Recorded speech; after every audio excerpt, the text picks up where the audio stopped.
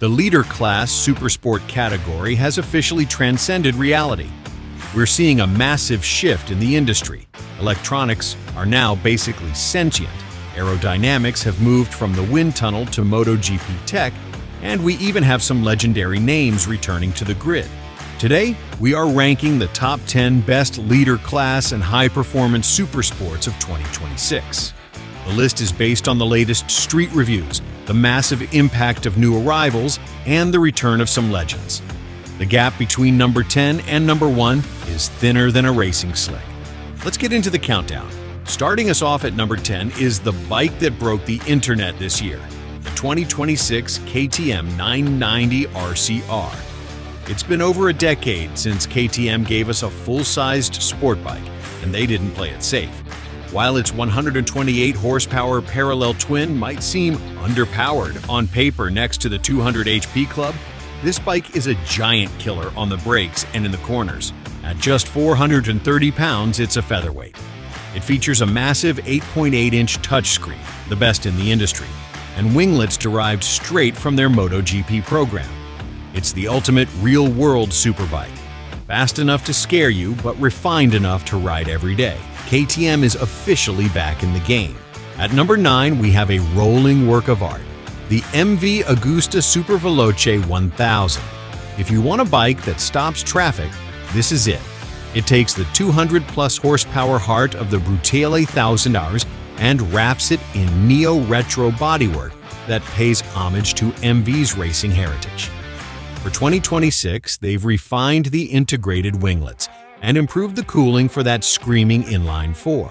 It is expensive, it is loud, and it is arguably the most beautiful motorcycle ever put into production. Sliding into number 8 is the Suzuki GSX R1000R. After years of being the budget choice, Suzuki has finally modernized the king. For 2026, we see a total overhaul of the electronic suite, finally giving the Gixxer the lean angle sensitive tech it deserved. It still has that legendary variable valve timing engine that produces the best mid-range torque in the class.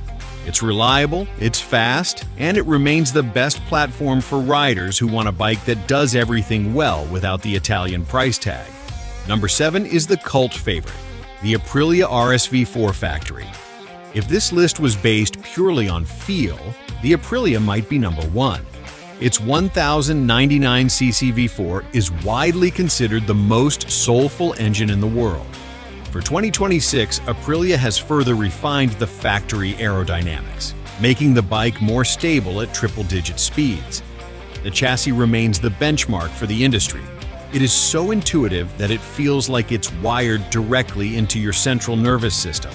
At number 6 is Honda's uncompromising track weapon, the CBR 1000 RRR Fireblade SP. This is the most aggressive bike Honda has ever built.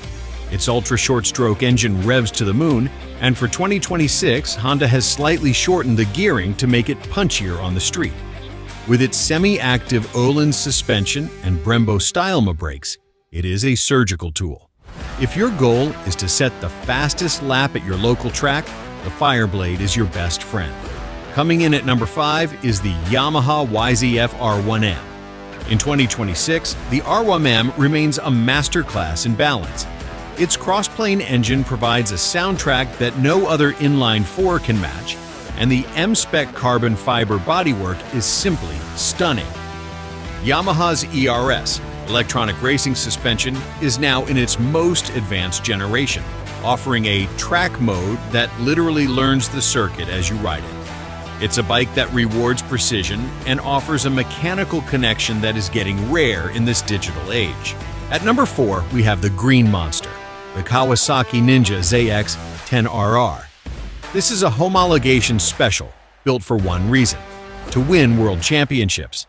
For 2026, Kawasaki has focused on reliability at the limit, with Panigale titanium connecting rods and a higher RPM ceiling. It's not the flashiest bike, but it is one of the most stable and predictable platforms ever created. When you're pinned at full throttle, there are few bikes you'd rather be on than this. Taking the bronze at number 3 is the benchmark of the class, the BMW S1000RR. For For 2026, the standard RR has inherited the massive winglets from its M sibling, now generating an incredible 50 pounds of downforce.